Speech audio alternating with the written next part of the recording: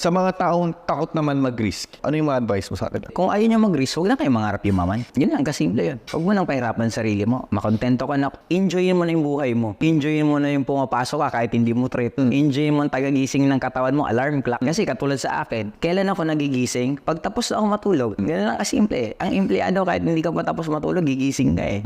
Tapos matutuwa ka lang tuwing sweldo, tuwing ganito. May control ng tao yung happiness mo eh. Kaya kailangan mo na maging masaya. Adjust mo na yung happiness mo. Huwag ka nang mainggit sa may mga kotse. Maging masaya ka na at pumapasok ka, may trabaho. Yun lang yun, para sa akin. Pero if you really want to change your life, you should learn to love risk. Na maintindihan mo na part ang pain, part ang failures ng stages ng life mo para ka maging successful. Kasi lahat naman sa atin eh. Hindi naman natin mararating tong narating natin kung wala tayong failures eh. Totoo. Nagkataon lang na hindi na natin pinag-uusapan kasi after we fail, move on. Eh yung mga first time kasi mag-fail, issue masyado sa kanila ang failures. Ayaw lang nila mag-fail. Na tayo, hindi tayo takot.